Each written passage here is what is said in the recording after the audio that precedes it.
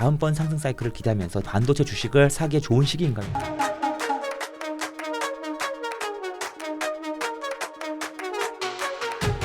서두르세요. 고정 댓글을 확인하세요. 만약에 이분이 살아 있었다면 올해가 찰리 먼거 탄생 100주년이 되는 해인데요. 탄생 100주년을 맞아서 이 책이 다시 태어났습니다. 가난한 찰리의 연감. 오늘 이 책을 저희와 함께 읽어보시죠. 미래에셋증권 투자와 연금센터 이상건 센터장님이 도움 말씀 주실 겁니다. 안녕하세요. 예, 반갑습니다. 사실 이 책을 저도 되게 오래 기다렸어요. 예. 근데 미국에서는 발간된 지 되게 오래됐고 그렇죠. 여러 번 개정도 됐는데 예. 한국에서는 꼭 찰리 먼거가 돌아가신 다음에야 출판이 허락이 됐어요. 제가 개인적으로 이 책을 옛날에 이제 아마존에서 구입을 해가지고 20여 년 된 것 같은데 출판사 사장님하고 만나서 이 책을 한번 펑권을 좀 알아봐라. 예. 그랬더니 그쪽에서 거절을 하더라고요. 찰리 먼거 허락을 안 한다고. 예. 그때까지 그건 정확히 몰랐었어요. 그 미국 외의 국가는 전혀 하지 않는다. 그 답변면서 그 다음에 또 한 번 알아보자고 그랬어요.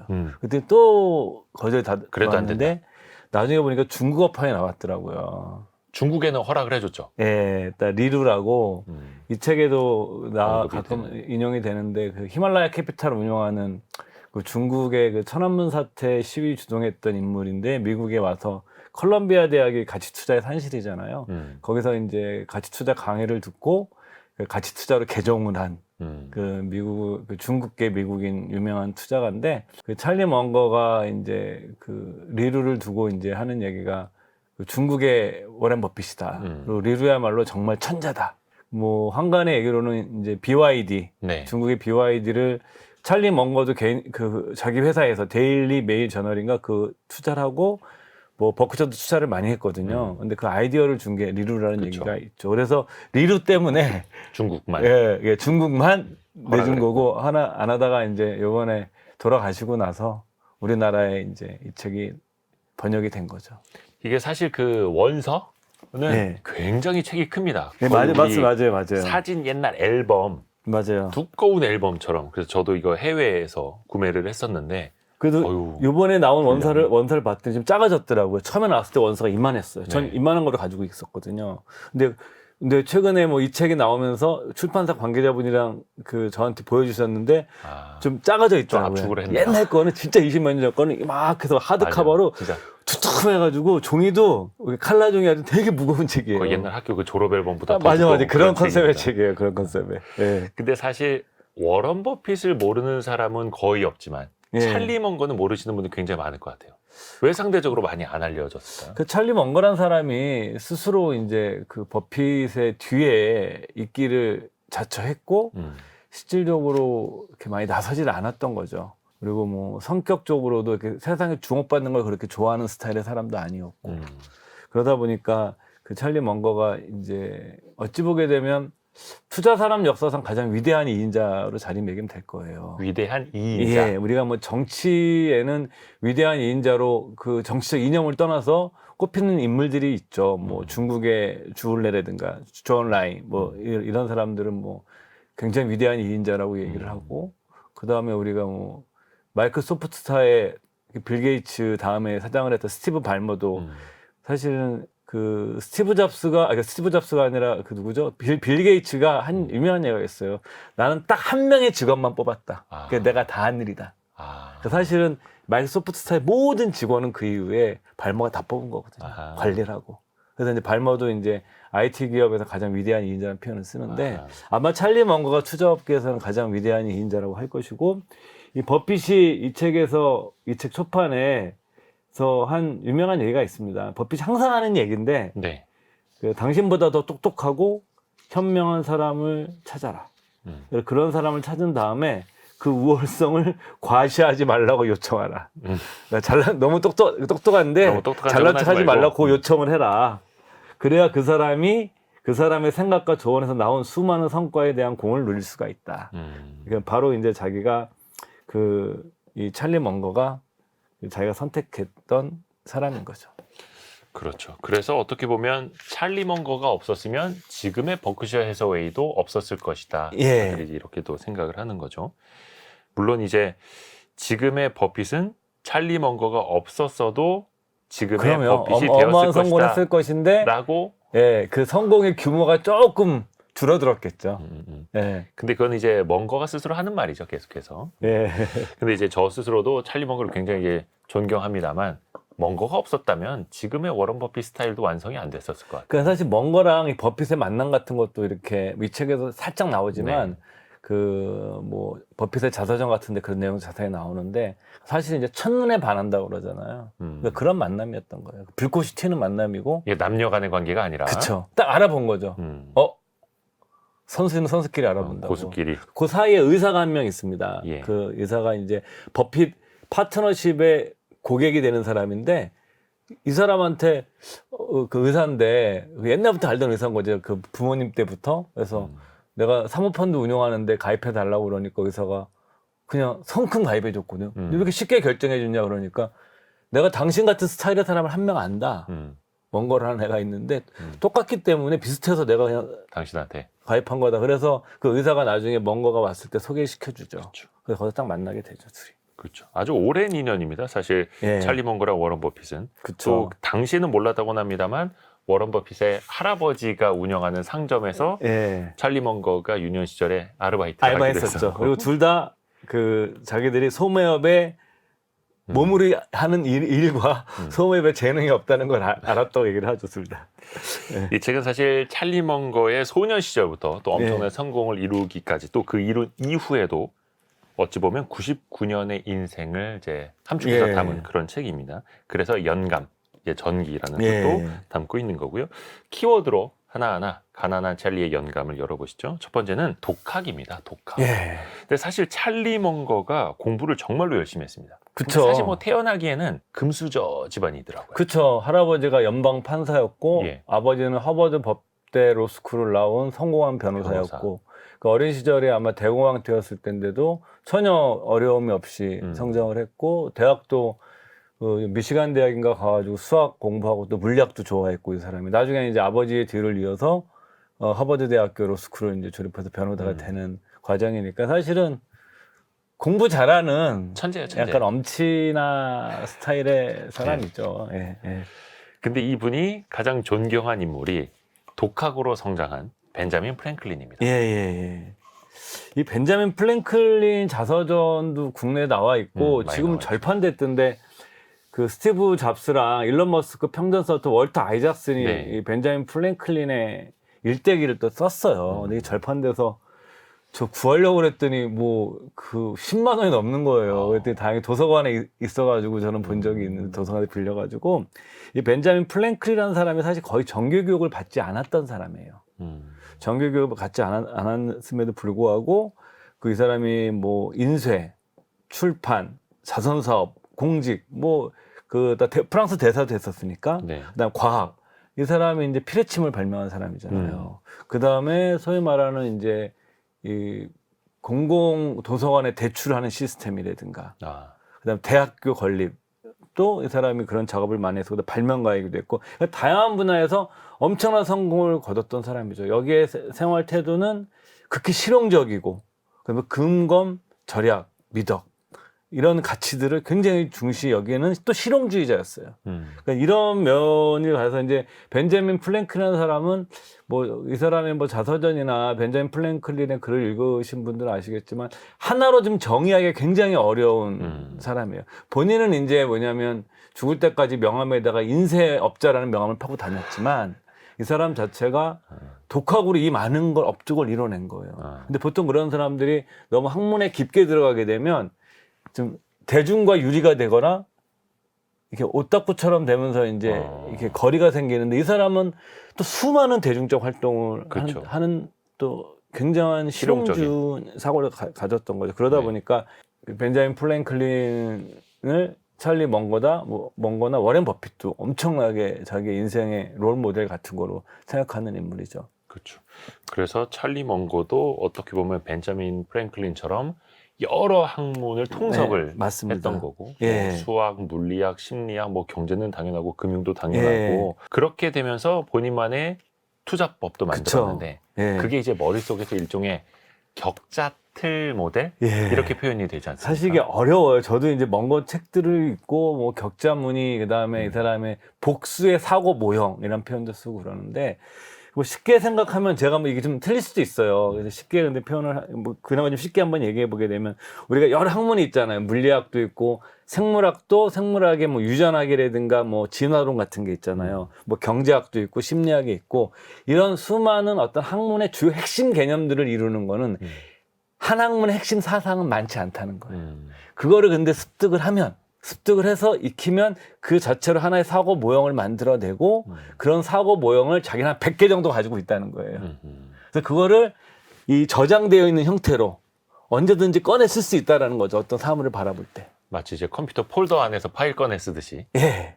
그러니까 뭐 여기서 그 찰리 먼거가 뭐 이렇게 얘기하는 것 중에 하나는 뭐 촉매 개념이라든가 예. 주식 투자할 때 촉매 얘기 많이 하시잖아요. 그렇죠. 그래서 물리학 개념이거든요. 그 다음에 예를 들어서 찰리 먼거가 이제 추천하는 책들이 뭐냐면은 총균세, 뭐 이기적 유정자, 리처드 돈킨스의 다윈의 맹점 이런 책들은 이제 사실 생물학 책이기도 하고 진화론 책이기도 하고 아니면 인류사 책이기도 한 거예요. 근데 이 책들을 관통하는 거는 뭐냐면 생존.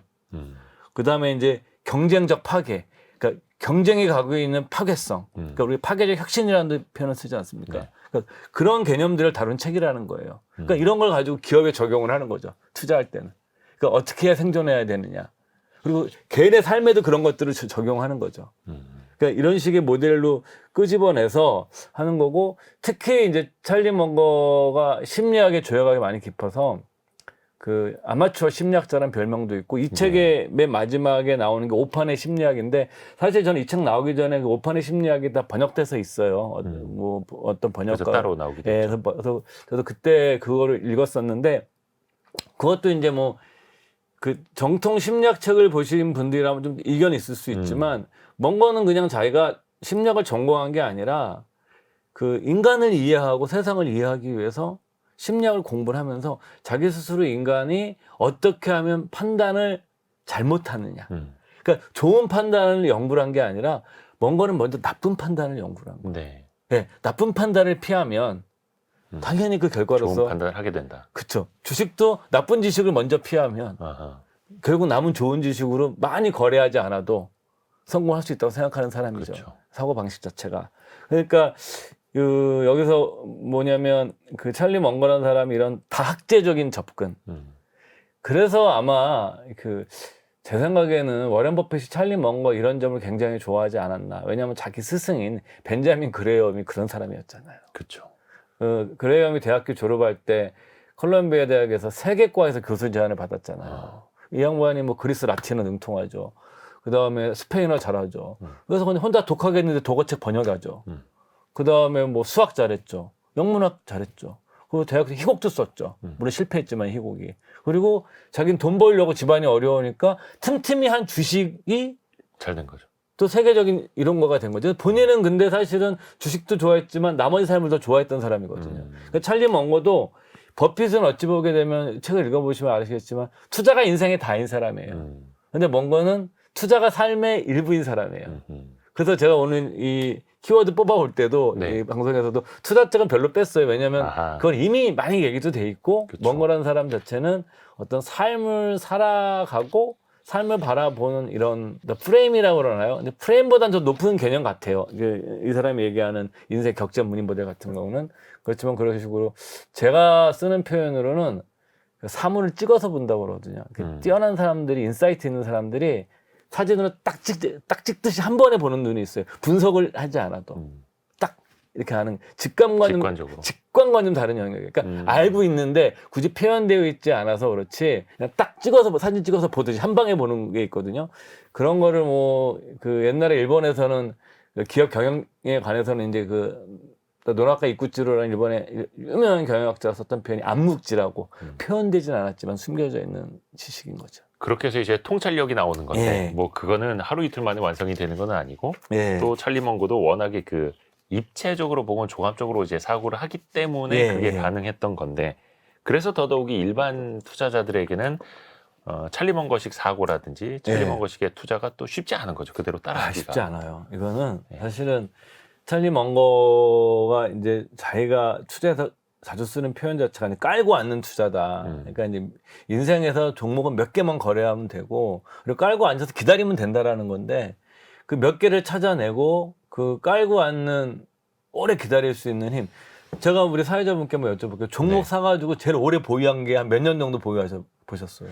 글쎄 한 2년 반 정도. 그쵸. 제 생각에 3년 보유하기도 쉽지 어려워요. 않아요. 쉽지 않습니다. 제가 얼마 전에 아시는 분이 한 종목을 10년째 보유하고 있거든요. 그래서 이제 그 종목이 이제 10년을 보유하셔서 지분이 5%까지 올라갔어. 그래서 제가 보게 되면 종목 발굴하기 대단한 게 아니라 10년 동안 그렇게 가만히 있는 게 정말 힘든 거거든요. 그쵸. 우리 하고 싶거든요, 뭔가. 그죠? 그쵸. 뭔가 하고 싶은데, 그래서 찰리 먼거식이, 제 생각에는 정말 쉽지는 않다. 그러니까, 저런 식의 삶의 태도는 배워야 되죠.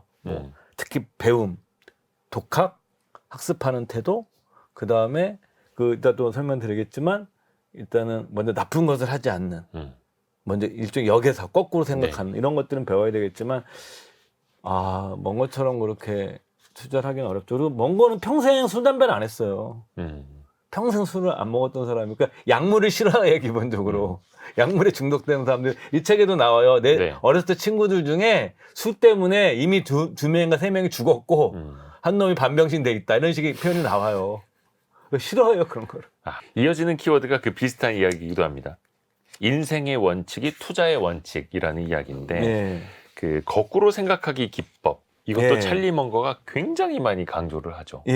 그래서 잘 되는 케이스보다는 오히려 안 되는 케이스를 먼저 또 공부하기도 하는 거고요. 그 찰리 먼거가 이제 자주 하는 농담 중에 내가 어디서 죽을지 알았으면 좋겠다. 거기는 절대 가지 않을 테니까, 안 갈 테니까. 거기 안 가면 안 죽으니까 이런 얘기를 하는 건데, 이 사람이 여기서 나오는 것 중에 하나가 자기 아들인가 그 고등학교죠. LA에 있는 하버드 스쿨, 대학이 아니라 스쿨. 그 고등학교 졸업식 축사에서 강의를 하는데, 보통 성공한 사람이 가면 여러분들이 인생을 이렇게 살아야 성공하고 잘못을 이렇게 해야 된다 얘기를 하는데, 먼건 강의 주제가 그게 아니었어요. 어떻게 하면 인생을 불행하게 확실하게 사는가를 가르쳐주는 겁니다. 어떻게 하면 확실하게 불행해지는가. 확실히 불행해진다. 네. 그래서 저는 사실은 이 책에서 그 연설문이 제일 전 좋아요. 그러니까 확실하게 니들이 이걸 하면 불행해진다. 이걸 알면 먼저 불행을 피하는 게 더 중요하다. 그래서 첫 번째가 뭐냐면, 신뢰할 수 없는 사람이 되어라. 자신이 맡은 일을 충실히 수행하지 말라. 이거 거꾸로 해석하셔야 됩니다, 여러분. 그러면 니는 불행해진다. 두 번째, 자신의 경험에서 얻을 수 있는 모든 교훈을 얻되, 산 자든 죽은 자든 다른 사람의 좋거나 나쁜 경험에서 얻은 간접적인 교훈을 최소화하라. 이게 무슨 얘기냐면, 내가 직접 한 경험에 대해서는 교훈을 다 얻고, 다른 사람들의 교훈, 죽은 자든지 산 자든지 교훈에서는 하나도 배우지 말라. 그러니까 네 것만 생각해라. 그러면 이제 실패한다. 그렇게 하면 불행해진다. 그래서 뭐 이런 거죠. 음주운전하고 사이비 종교에 빠지고 난폭 운전해가지고 사지가 절단된 이런 사례를 보고 배우지 말라는 거예요. 그래서 니들이 불행해지고 싶으면 음주운전하고 거꾸로 사이비 종교에 빠지고 난폭 운전해서 사지가 절단되라. 그럼 니들이 불행해진다 이런 거죠. 이거 거꾸로 해석하셔야 됩니다. 그러니까 이런 얘기를 하는 거예요. 그 고등학생들한테. 네. 그 다음에 이제 뭐 조직에 대한 얘기인데, 전임자들의 명백한 실수를 반복해라. 반복해서 사업 실패하는 거. 이런 것도 그런 얘기고요. 또 재미난 게 이런 얘기인 거죠. 처음에 성공하지 못할 거라면 행글라이딩은 안 하는 게 좋다. 처음에 성공하지 못하면 행글라이딩 어떻게 돼요? 그냥 죽음으로 가는 거죠. 그쵸, 가는 거죠. 그 음주운전이나 예를 들어서 난폭 운전에 사지 다 잘리는 거, 이런 거는 그런 일이라는 거예요. 그러니까 처음에 성공하지 못하는 행글라이더인 것 같다라는 거죠. 이런 걸 보고 왜 안 배우냐는 거죠. 그래서 세 번째는 뭐냐면, 저는 이게 되게 좋아하는 문장이에요, 개인적으로.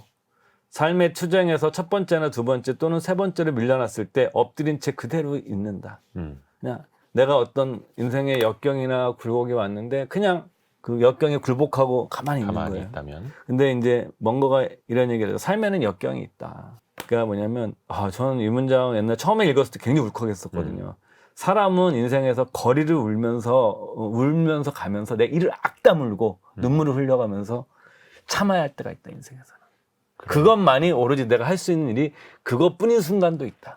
그러니까 이제 울면서 길거리를 걸어가는 순간이 누구에게나 있다. 그쵸. 찰리 먼거는 그 아들이 죽었을 그쵸. 때 테디 그렇게 했었죠. 백혈병으로 죽었을 때 그래서 이게 뭐냐면은 그것만이 할 일이 그거밖에 없었다는 거예요. 그러니까 이를 앙 다물고 울면서 우는데 울음을 참으면서 이를 앙 다물고 그냥 길거리를 걸어가는 거 외에는 내가 아무것도 할 수 없는 상황이 삶에 있다라는 거예요. 근데 그때 예. 역경에 순응하고 그대로 엎드린 채 있으면 삶이 확실히 불행해진다. 맞습니다. 넷째, 예. 거꾸로 뒤집어서 생각하지 않는 것.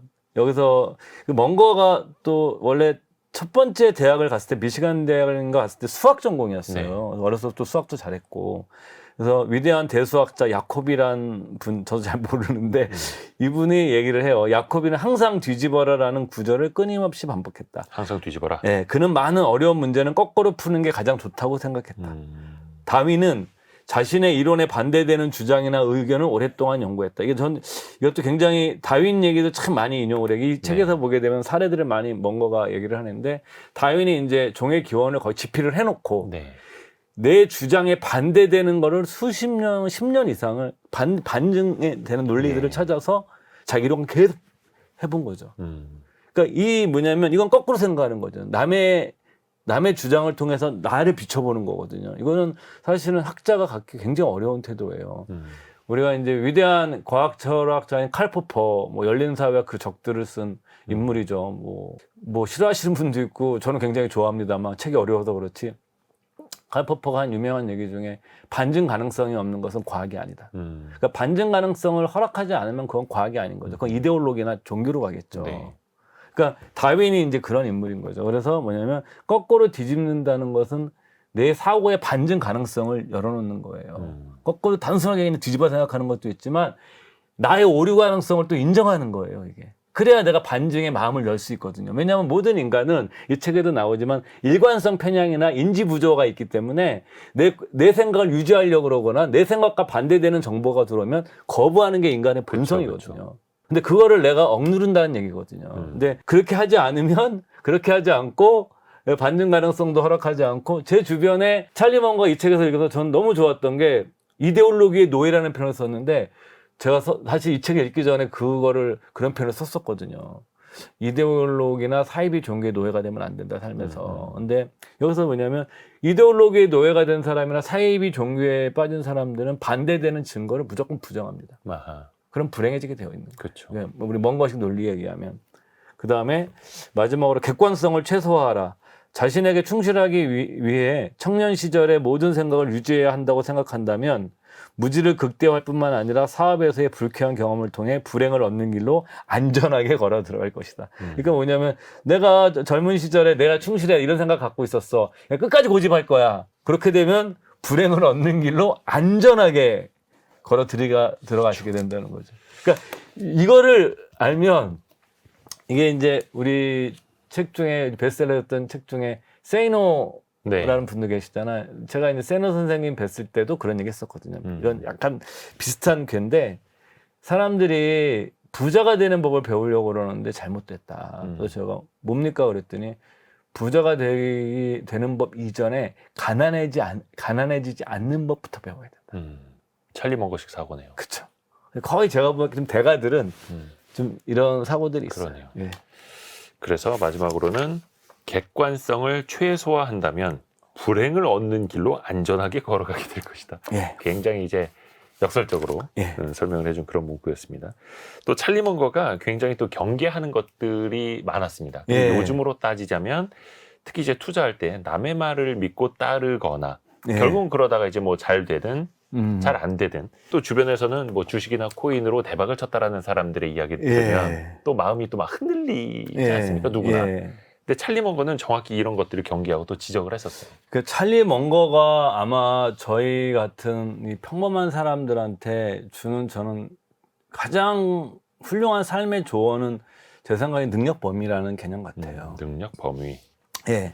그러니까 능력 범위라는 게 먼거가 이제 한 얘기 중에는 이 책에서는 그 문제가 안 나요. 어디 인터뷰에서 했던 이야기인데 능력 범위라는 게 내가 알고 있는 거와 모르는 거를 이제 구별하는 거잖아요. 그렇죠. 내 능력이 어디에 위치해 있느냐. 근데 먼거가 한 얘기는 뭐냐면 가장 중요한 건 알고 있는 영역이 경계선을 아는 것이다. 그죠. 경계선을 아는 게 되게 중요하다. 내가 아는 것을 알고 모르는 것이 무엇인지를 아는 것. 예. 그리고 두 번째는 그 경계선을 아는 게 되게 중요하다. 음.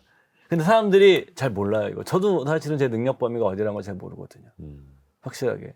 이거 단순하게 투자 영역뿐만 아니라 능력 범위라는 개념 자체는 어떤 삶의 의사결정.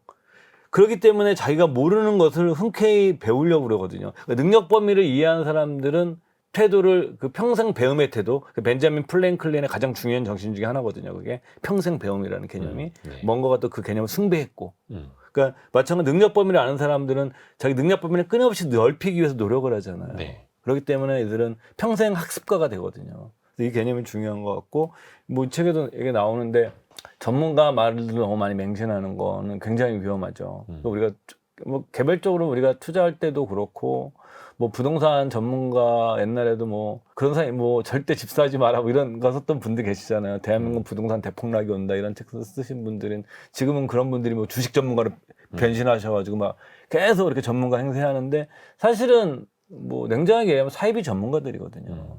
그러니까 이제 그 전문가들을 내가 왜 근데 전문가의 성문이야? 내가 아는 것과 모르는 것을 구별하지 않으면 전문가의 권위에 사람들은 맹종하게 되어 있어요. 인간이라는 존재가 위계 속에서 살고 있기 때문에 어떤 권위적인 상황이 발생하게 되면 본능적으로 그 복종하는 태도를 보입니다. 우리가 되게 비합리적인 것처럼 보이지만 그게 왜냐하면 인간은 위계 질서에서 이 책에도 나오지만 위계 질서에서 진화해온 존재이기 때문에 그런 것이 어떻게 우리 DNA에 내재되어 있는 거예요. 그러니까 내가 권력에 좀 복종하는 것 자체가. 그래서 뭐 우리가 이게 말도 안 되는 것 같지만 히틀러가 정말 유대인들을 말할 수 없을 정도로 참혹하게 학살합니다. 저 뭐 영화 중에 아이만 쇼라는 영화를 보면 정말 그 화면들 보게 되면 정말 저 정도까지 했을까 하는 장면들이 나오거든요. 저도 그거보다 저도 울컥 울었어요, 영화를 보다가. 근데 그 정도로 잔인하게 죽였는데 그 죽인 사람들의 한 50%가 독실한 캐톨릭과 루터교 신자들이었습니다. 그럼 우리가 이해가 안 되는 거죠. 네. 그렇지만 그런 극단적인 상황이 이 뭐 발생하는 거죠. 권위라든가 아니면 뭐 여러 인지적 편향. 그러니까 뭔가가 자기가 굉장히 연구한 주제 중에 하나가 사이비 종교예요. 네. 이 책에서도 인간이 그런 상황에서 왜 그런 일이 생겨나는지. 그래서 이 뭔가가 여러분들께서도 뭐냐면은 능력 범위, 그 다음에 지나친 권위에 대한 복종 이런 것들이 굉장히 이제 위험한 결정을 내릴 수 있는 거죠. 굉장히 경계랬죠, 그런 거. 그렇죠. 그래서 인간의 본성과 인간의 심리에 대해서도 또 연구를 또 많이 하셨던 분이기도 하고요. 그 난관을 극복하는데 유익한 그 세 가지 방법도 있지 않습니까? 젊은 대학생들한테 한 얘기인데 강연 중에. 네, 저는 너무 좋았어요. 이게 그 난관을 극복하는 데는 세 가지 방법이 있습니다. 첫째, 저는 요즘 진짜 이 말 많이 생각해요. 첫째, 기대를 낮춘다. 정말 기대를 안 하는 사고 방식을 갖는 것이 얼마나 어렵고 내가 맺었던 여러 가지 갈등이라든가 이런 것들이 혹시 내 높은 기대로 상대방 그 정도가 안 되는 사람이었을지도 모르는데 이래서 생겨나는 문제가 너무 많다는 걸 느끼고 있는 거예요. 이거는 이제 찰리 먼거도 그렇고 워런 버핏도 그렇고 여러 차례 한 이야기인데 가장 완벽한 배우자를 만나는 방법, 결혼 생활을 가장 행복하게 하는 방법, 배우자에 대한 기대치를 낮춘다. 그쵸. 이렇게 이야기를 하죠. 그렇죠. 그러니까 그거를 이제 제 생각에는 이런 거를 제 생각에는 한 10대 때부터 가르쳐야 될 것 같아요. 10대 때부터. 그러면 행복해진다라는 거죠. 그렇죠. 그러니까 행복이라기보다는 덜 불행해지는 거죠. 왜냐하면 먼거의 사고번은 먼저 내가 오판을 줄이고 불행해지는 걸 먼저 걸러내고 시작하는 사람이니까. 두 번째, 유머 감각을 갖춘다. 셋째, 친구와 가족의 사랑으로 주위를 감싼다. 그리고 이런 얘기를 합니다. 무엇보다 변화와 함께 살아가고 거기에 적응하세요. 세상이 바뀌지 않는다면 저희 골프 핸디캡은 여전히 12일 겁니다. 그러면서 이제 무엇보다 변화와 함께 살아가고 거기에 적응하고 기대를 좀 낮추고. 그렇죠. 그래서 이제 현자라는 이야기를 들을 수밖에 없는 것 같습니다. 예, 맞습니다. 현명하신 분이에요. 현명하신 분. 그리고 또 그 중간중간에 뭐 지금 이제 뭐 번역이 돼서도 영상들이 많이 있습니다만 찰리 먼거는 정말로 그 위트 있는 이야기들, 유머러스한 멘트들 찰리 먼거도 그 워런 버핏도 재미있습니다만 찰리 먼거도 정말 한 유머 하셨죠. 사실 버핏은 말을 못 해가지고 예. 자기가 데일 카네기 연설학교에 등록을 해서 예. 돈을 내고 배워요. 말하기 방법. 그래서 자기가 인생에서 제일 잘 투자한 랭킹 최상위에 거기에 내가 배운 거를 자기가 했다고 생각을 해요. 되게 그 워런 버핏이 젊은 시절은 굉장히 또 날카롭게 말하기도 했더라고요. 그리고 이제 이런 거죠. 예를 들어서 그 약간 그 버핏과 먼거가 어떻게 보면 우리가 영어로 블런트하다는 표현 쓰나요? 퉁명스러울 정도로 똑똑한 사람들이 딱 이렇게 쳐버리는 말 있잖아요. 그런 면이 있던 것 같아요. 뭐 먼거는. 똑똑하고 퉁명하게 한두 마디 툭툭 던지는데 그게 이제 비수처럼 꽂히기도 그리고 하고 어떤 경우는 재미있기도 하고. 어떤 사람들한테 망치로 꽉 치기도 하고 뭐 이런 스타일인 것 같아요. 먼거 같은 경우에는. 네네. 근데 이제 이 버핏이나 먼거 자체가 근데 버핏은 이 원체 이 남 앞에 쓰는 걸 싫어하고 그 프로포즈하는 것도 여자한테 되게 긴장돼요. 그래서 자기가 데일 카네기 연설학교에서 연설을 배우면서 자기의 그 많은 거를 이제 바꾼 거죠. 네. 그러니까 그 천재도 자기 부족한 거를 능력 범위를 알고 바꾸려고 노력했다는 거 보면은 좀 대단하죠. 아, 그렇죠. 예.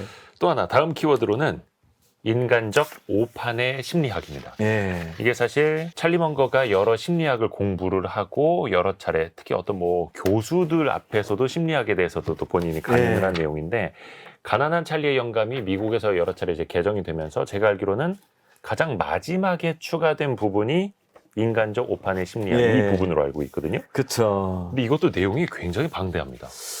아, 그러니까 이제 먼거 이 책에서 사실은 이 분량으로 보면은 가장 많은 분량을 차지하는 부분이 바로 그 오판의 심리학. 네. 그러니까 매우 유용하지만 때로 잘못된 결론에 이르게 하는 심리적 경향들 해서 이 25가지의 이 사람들이 그 인간들이 갖고 있는 오판은 잘못된 경향들을 자기 나름대로 분류한 거. 이게 심리학 개념으로 분류한 게 아니에요. 여기에 뭐 심리학의 개념도 있지만 자기가 만들어낸 것들도 많아요. 네. 이 사람들이 룰라팔루자 뭐 이런 것도 만들어낸 거고. 직접 만들어낸. 네, 만들어낸 거죠. 그런 음악 축제가 시카고에 있긴 있어요. 그렇지만 이제 딴따딴따 이렇게 뭐 이렇게 막 이렇게 시끄럽게 막 공연하는 그런 분위기를 나타내는 단어라고 그러는데 그걸 이제 심리학으로 가져와서 이런 여러 가지 오판들이 서로 섞여서 시너지를 내게 되면 극단적인 상황으로 갈 수 있다라는 거죠. 우리가 뭐 예를 들어서 아까 히틀러 얘기 말씀드렸는데 그런 것도 거기에 몇 가지 여러 가지 경향 중에 권위에 대한 복종 오판. 그다음에 사회적 증거. 왠 옆 사람이 하니까 나도 하고. 그다음에 일관성 편향. 내가 만약 어떤 이게 히틀러를 믿는데 내가 딴 정보가 들어오더라도 계속 유지하려는 인간의 심리 이런 것이 복합적으로 모여지면 극단적인 행동까지 나아갈 수 있다라는 거예요. 그러니까 이제 또 먼거가 수학에서 제일 중시하는 개념 중에 하나가 복리잖아요. 네. 기하급수니까. 네. 복리란 것도 어떻게 보게 되면 여러 가지 요인들이 뭉쳐가지고 폭발하는 이런 개념들을 나타내는 용어로 이제 그 뭔가 쓴 거로 알고 있거든요. 예. 그래서 이제 그런 것들 자기가 본인이 딱 25개 정리해서 일목요연하게 딱 해놓은 거죠. 이거를 알고 너희들이 하면 내가 공부를 해보니까 살아보니까 실수도 줄이고 돈도 덤으로 따라온다. 돈도 큰 돈도. 그렇죠. 네. 그 25가지를 다 저희가 이야기할 수는 없으니까 시간 관계상 몇 가지만 좀 대표적으로 꼽아볼게요. 예. 인간의 행동을 좌우하는 건 인센티브다. 예. 이렇게도 지적하기도 했어요. 그러니까 저는 뭐 이 말도 굉장히 좋아하는 말이에요. 뭐 흔히 뭐 경제학을 표현할 때 어떤 학자가 쓴 말이 경제학은 인센티브에 관한 학문이다 이런 표현도 쓰거든요. 그러니까 인센티브가 뭔가는 계속 얘기한다. 사람들이 의외로 인센티브를 과소평가한다. 과소평가한다. 과소평가한다. 그러니까 인센티브를 제대로 설정하는 것이 굉장히 중요하다. 예. 그래서 이 뭔가가 쓴 자기가 좋아하는 사례를 듭니다. 그래서 이 사례가 이 책에 한 3번인가 4번 정도 나와요. 페더럴 익스프레스 그 택배 회사죠. 물류 회사. 네. 그러니까 이 비행기가 이제 뭐냐면 이 창업자가 이게 박사학위 논문이었거든요. 이게 뭐냐면 공항에 어디 한 군데 메인 그 집결지를 공항 하나 만들어서 여기서 비행기들이 다 와가지고 짐을 싣고 가는 이런 거예요. 이렇게 그러면 나사 이렇게 방사선에서 나가잖아요. 이 아이디어를 처음 낸 거예요. 이 창업자가. 그걸 이제 논문을 사업에 적용한 거죠. 그 페더럴 익스프레스 창업자 이름이 갑자기 기억이 안 나. 프레드릭 뭐 어떻게 이제 유명하신 전설적인 창업자인데 거기서 이제 화물을 그 밤에 야간에 모아놓고서 비행기들이 여러 곳에서 와서 싣고 가야 되는데 항상 제 시간에 작업이 끝나지가 않는 거예요. 근데 누군가 그때 제안을 했답니다. 급여를 줄 때 작업 시간이 아니라 작업 물량으로 바꾸고 모든 물량을 처리하면 바로 퇴근해도 된다라는 아이디어를 낸 거죠. 인센티브로 바꾼 거죠. 인센티브를 몇 시간 동안 일하면 급여를 주는 곳에서 일을 얼만큼 양으로 준 이 인센티브를 바꿨더니 뭔가의 표현 하룻밤 사이에 모든 문제가 다 해결됐다. 그만큼 인센티브를 잘 설계하는 것이 굉장히 중요하다. 그러니까 회사에서도 우리가 뭐 인사라든가 이런 것이 다 엄밀하게 얘기하면 인센티브 설계거든요. 우리가 보상 체계도 그렇고 사람의 어떤 동기를 볼 때도 사람들이 다 대의 명분을 내세우지만 저는 그런 얘기 하거든요. 그 안에 숨겨져 있는 경제적 동기를 보게 돼요. 이거를 이해하게 되면. 그러면 내가 상대방의 어떤 주장을 들을 때도 미혹된다고 그러죠. 잘못 속을 가능성이 줄겠죠. 이게 바로 심리학을 경제학으로 또 가져온 대표적인 사례이기도 하고요. 찰리 머거가 가장 많이 언급하는 벤자민 프랭클린 같은 경우에도 누군가를 설득하려면 이성이 아니라 이익에 호소하라 이렇게 또 가르쳐주지 않았습니까? 그래서 역시 보상의 방법을 제시해야 된다 이렇게 또 이야기를 했던 거고요. 저는 개인적으로 이 말도 굉장히 좋아하는 말이에요. 굉장히 좋아하는 말인데 이 또 사례가 살러먼 브러더스, 지금은 사라진 미국의 한테 유명했던 투자은행이죠. 여기에 법률 자문역을 하는 회사의 법률 자문가가 있잖아요. 그 사람 얘기인데 회사에 어떤 부정한 거래가 있었는데 이걸 이 법률가가 알게 된 거죠. 회사의 법률 자문역에서 CEO에게 보고를 했답니다. 어떻게 보고했냐면 반드시 당국에 보고해야 한다는 법률적 의무는 없을지 모릅니다. 하지만 그렇게 하는 것이 좋습니다. 꼭 해야 합니다. 이렇게 얘기한 거죠. 근데 뭐 꼭 보고해야 하는 의무가 없으니까 CEO는 불편하잖아요. 그러니까 질질 끄다가 사고가 나요. 회사가 날라고 다 잘리죠. 그러니까 이 사람도 잘리고 법률 잘못도 잘리게 되는데 여기서 이제 멍거가 얘기하는 거죠. 그렇게 얘기하면 안 된다. 이게 분명하게 얘기를 해야 된다. 이 문제로 당신의 인생이 망가질 수가 있어요. 부와 당신의 돈과 평판을 모두 잃을지도 모릅니다. 이렇게 얘기를 했었으면 이 CEO가 그렇게 질질 끌지 않았을 것이다. 그래서 이해관계에 호소하는 것이 가장 설득력 있는 방법이다. 그러니까 사람을 설득할 때는 어떤 명분이나 이런 걸로 설득하려고 그러잖아요. 이거 올바른 일이야. 그게 아니라 그 사람의 이해관계에 맞춰서 설득하는 것이 가장 좋은 방법이다. 얘기를 하고 있는 거죠. 저도 방송에서 몇 차례 말씀을 드렸습니다만 주변에서 누가 금연구역에서 담배를 피우고 있을 때 여기 금연구역입니다. 이런 데서 담배 피우시면 안 돼요 라고 하면 싸움만 나거든요. 그쵸, 싸움만 나죠. 근데 그게 아니라 여기서 담배 피우시면 10만 원짜리 딱지 끊겨요. 아까 어떤 사람 딱지 끊는 거 봤어요 라고 말하는 게 훨씬 더 유리한 거죠. 훌륭하십니다. 제가 제 찰리 먼거에게 배운 지혜입니다. 훌륭하십니다. 벤자민 프랭클린도 그걸 강조를 했던 거고요. 사실 우리가 이걸 배우는 게 우리 삶에서 활용하기 위한 거죠. 맞아요. 잘 이제 활용을 해봐야 되는 거고 또 그 오류를 피하는 그 오류를 범하게 되는 25가지 사례 중에서 회피라는 용어가 또 자주 들어갑니다.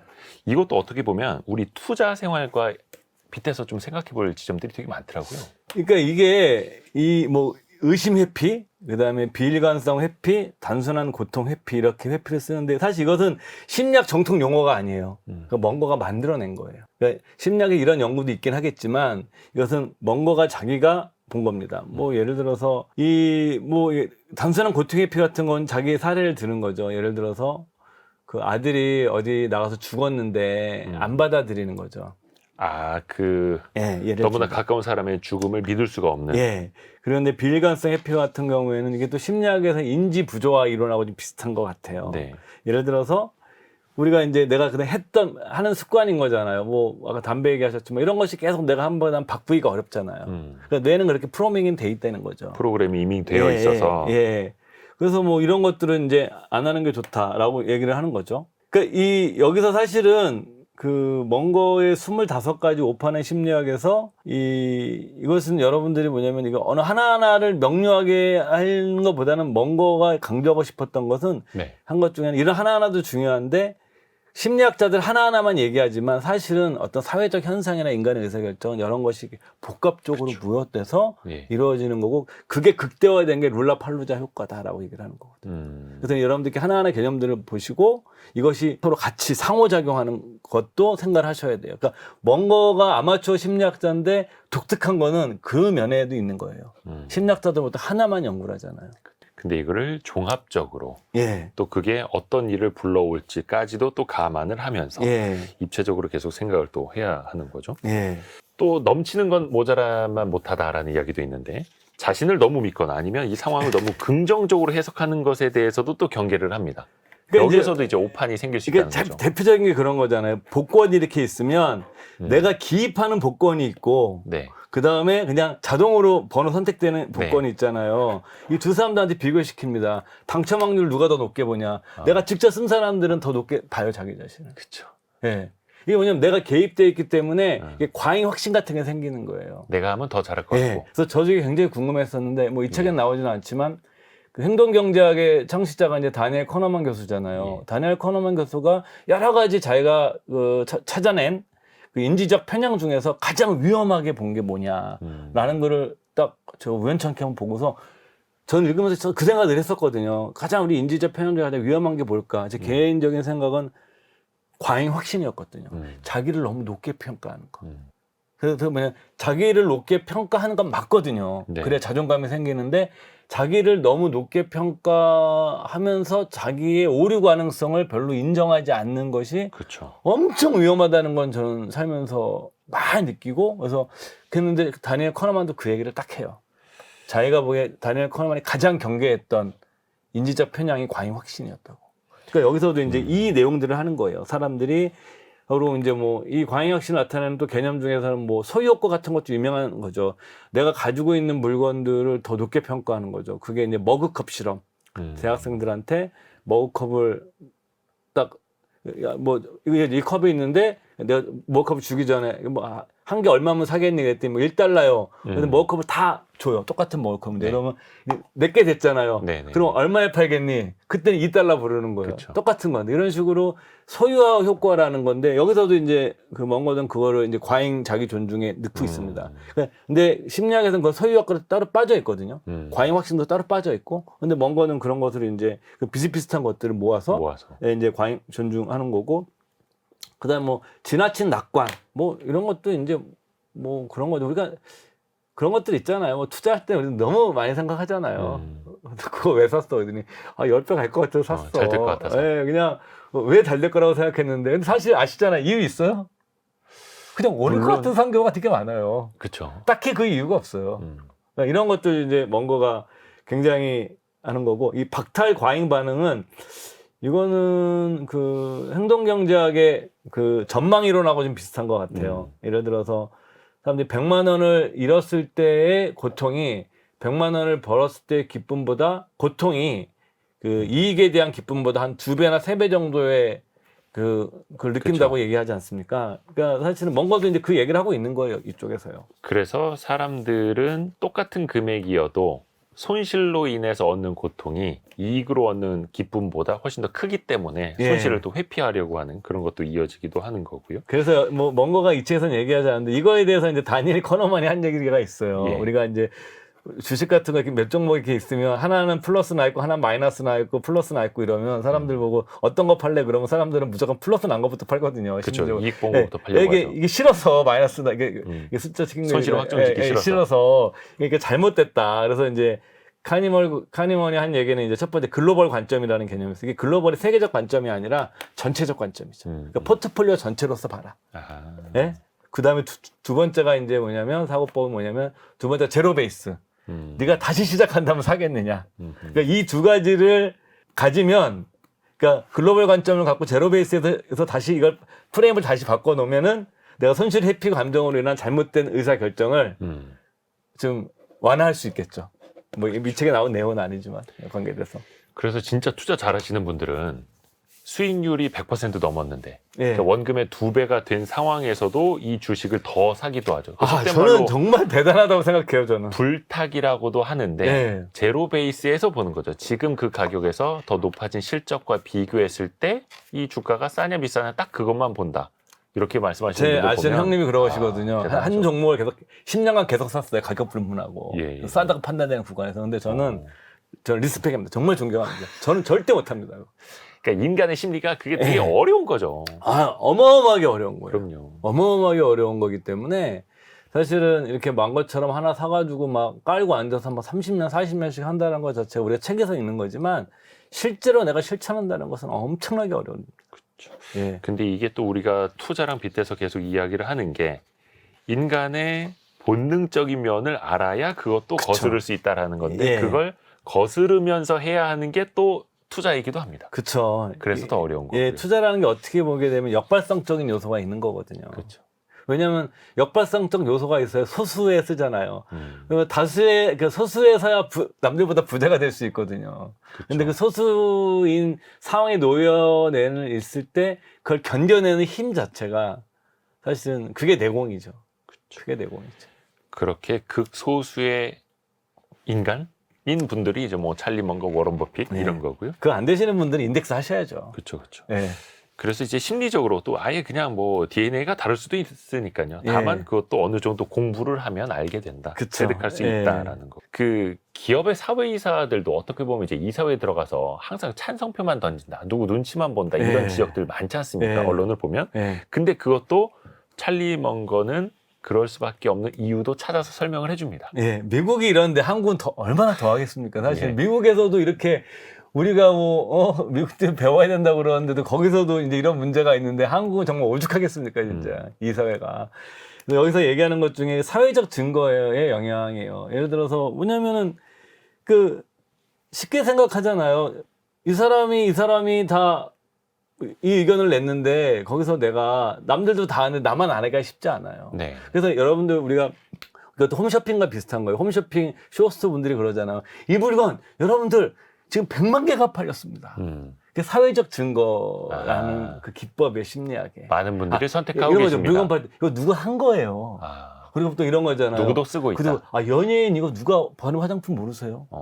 이런 것도 일종의 사회적 증거의 경향. 증거고 이게 또 압력으로 작용을 해요. 이런 것들 자체가. 알게 모르게. 그러니까 이런 것도 거기에 영향을 미친다. 근데 이것이 나쁜 것만 있는 건 아니에요. 여러분들은 뭐 예를 들어서 어디 갈 때 내가 모르는 데 갔을 때 어디 찾아가는데 관광지 네. 해외여행 가보시면 알잖아요. 관광지 찾아갈 때 그냥 사람들이 많이 가는 데 따라가면 되잖아요. 네. 그러면 그 사회적 증거가 그때는 올바르게 작동할 수 있는데 때때로 이것이 이렇게 오작동 되는 거죠. 그 오작동 되는 걸 저희가 인지하고 생각하고 그 피하려고 하는 게 중요한 거죠. 뭔가 계속 그 얘기를 하고 있는 거니까. 그렇죠. 예. 이게 사실 원시 시대 때부터 무리에서 떨어지거나 나만 튀었을 경우에 맹수의 먹잇감이 될 수 있기 때문에 그럼요. 어떻게 보면 그 무리와 어울리고 사회적 증거의 경향 속으로 들어가려는 게 또 인간의 본성 중에 하나이기도 한 거고요. 인간이 그렇게 사회적 협력을 하지 않았으면 우리가 이제 침묵을 지키는 것도 일종의 협력의 방법이거든요. 그래서 우리가 뭐냐면 어떤 일을 했을 때 폭행 같은 거 이루어졌을 때 사실 의외로 침묵하는 상황이 많은데 그 하는 사람들은 그거를 뭐냐면 자기 지주를 해석하는 경우도 있어요. 자기 지지로. 자기 인정으로 해석하는 경우도 있어요. 다른 사람들이 특히 이제 침묵하고 우리가 있으니. 옛날에 이념 문제라든가 종교 이런 데서는 다 그렇게 침묵도 날 지주를 해석할 수가 있는 거예요. 근데 그것도 편향인데. 그쵸. 근데 거기서 내가 목소리를 내는 게 얼마나 힘든 일이겠어요, 인류가.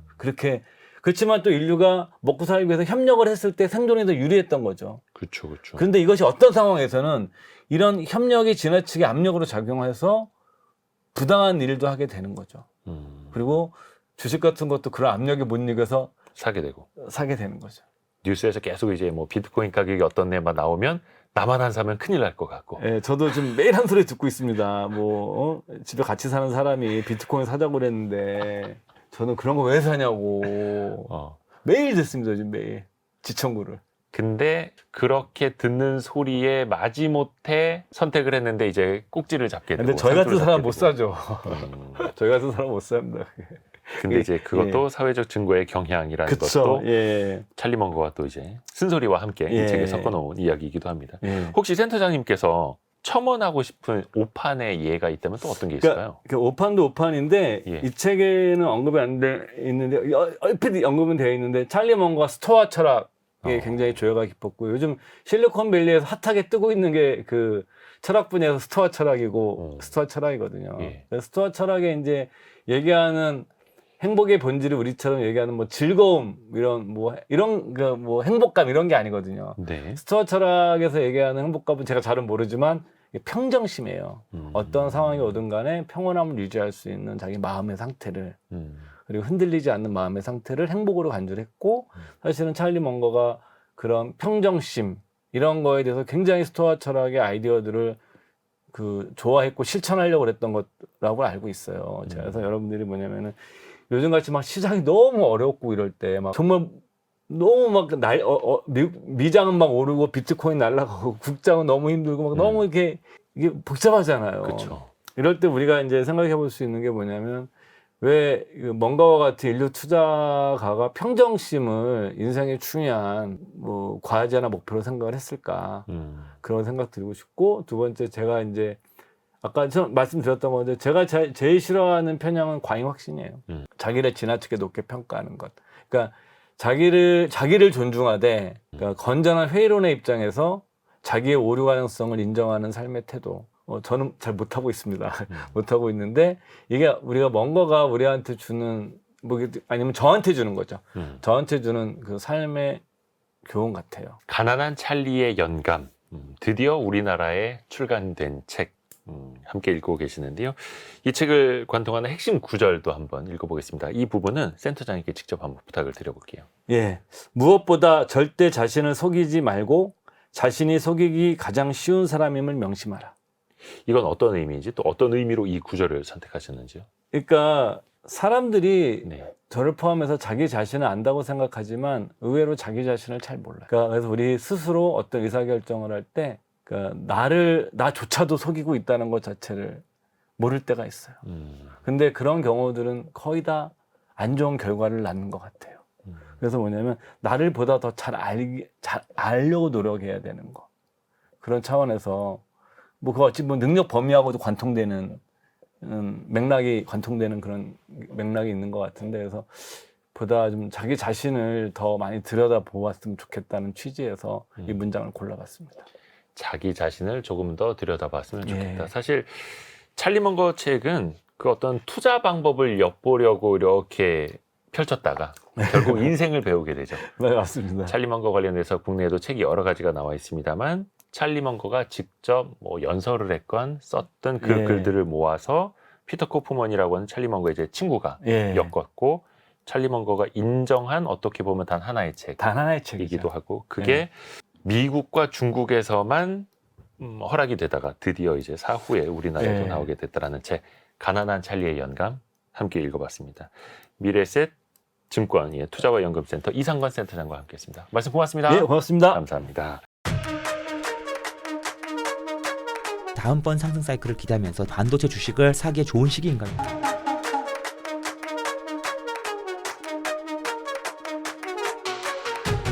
서두르세요. 고정 댓글을 확인하세요.